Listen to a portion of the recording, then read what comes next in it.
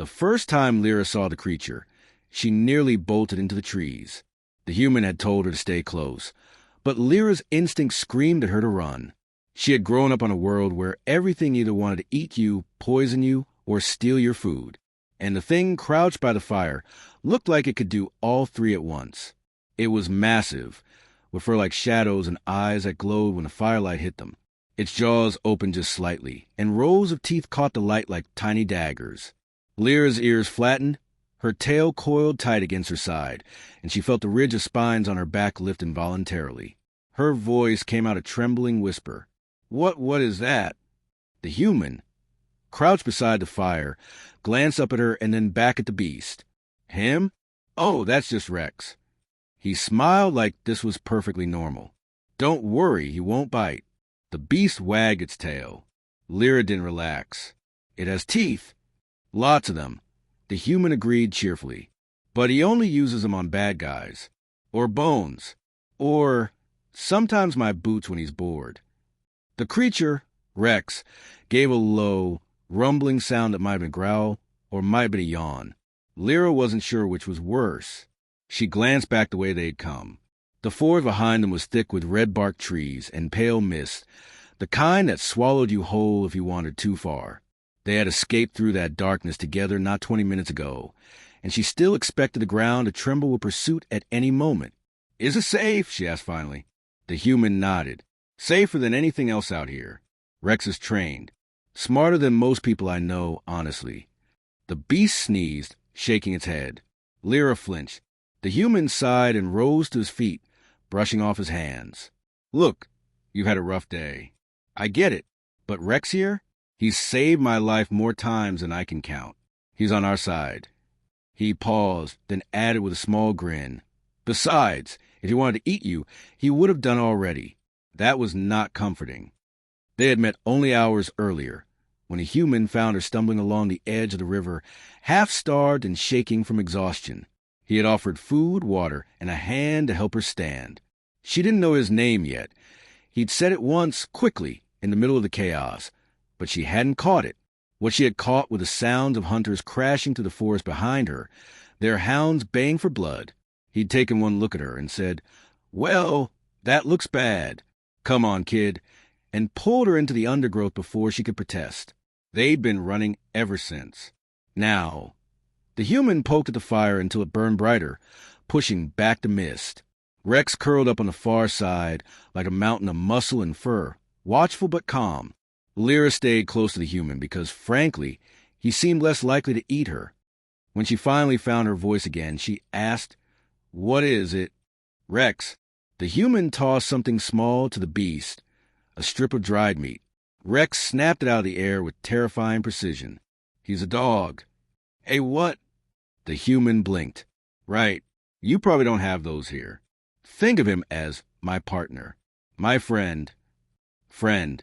Lyra stared at the animal's massive teeth and doubted that very much. Still, the human seemed relaxed.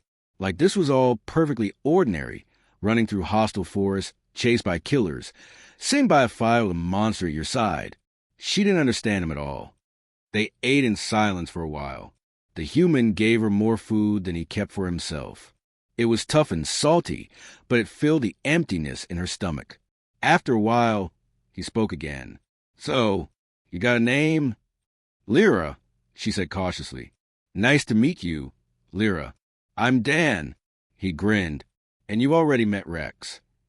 The beast thumped its tail against the ground like it understood. She eyed it warily. Dan leaned back against a log, stretching his legs toward the fire. "Those guys chasing you. Friends of yours." She shook her head quickly. "Hunters." "Bounty." She hesitated, then nodded. "My village couldn't pay the tribute this season. So they took me." Her claws dug into the dirt. "They always take someone." Dan's expression darkened. "And they would have sold you?" "Or worse," she muttered. Rex growled low in his throat, like he understood that just fine. Lyra jumped. Dan reached over and rested a hand on the beast's neck. "Easy, boy." Not her fault. The growl faded, but those glowing eyes stayed fixed on the darkness beyond the firelight.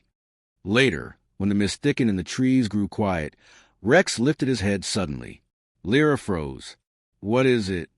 Dan's hand went to the odd metal stick slung across his back. "Trouble." The growl that rumbled out of Rex's chest this time was unmistakable. Shapes moved in the fog. "Hunters." Dan cursed under his breath. "They're fast." He looked at Lyra. "Can you run?" She nodded, though her legs ached. "Good. When I say go, stay low and follow Rex. He'll clear a path." Her eyes widened. "Asterisk follow it. Asterisk." "Don't worry," Dan said again, almost grinning despite the danger. "He won't bite." The next few minutes were chaos. Dan moved like someone who had done this before. Fast, precise, not wasting motion. Rex became a streak of fur and teeth, crashing through the undergrowth ahead of them, scattering hunters like leaves in a storm. Lyra followed because she had no choice. More than once. She saw one of the hunters go down with a scream as Rex barreled into them, all snapping jaws and raw power. But true to Dan's word, the beast never touched her. She stumbled after them until her lungs burned and the forest opened suddenly into a rocky ravine. A narrow bridge of fallen trees stretched across the gap. Dan waved her forward. "Go!" She ran. Halfway across, she looked back. Dan was covering their retreat with short bursts of fire from his weapon. The hunters stayed back, unwilling to risk Rex's fury or Dan's aim. When Dan finally sprinted across the bridge behind her, he paused only long enough to toss a small device onto the logs. The explosion shook the night and sent the makeshift bridge tumbling into the ravine. No one would be following them that way. They didn't stop until the first hints of dawn touched the sky. Lyra collapsed beside a stream, too tired to move. Rex flopped down nearby, tongue lolling, looking far too pleased with himself for something that had just fought off a dozen armed hunters. Dan dropped his pack and sat heavily on a rock. "Well," he said between breaths, "that was fun." Lyra stared at him like he was insane. He grinned. "Told you he wouldn't bite." She glanced at Rex. The beast met her gaze, tail thumping once against the ground. For the first time, she almost believed it.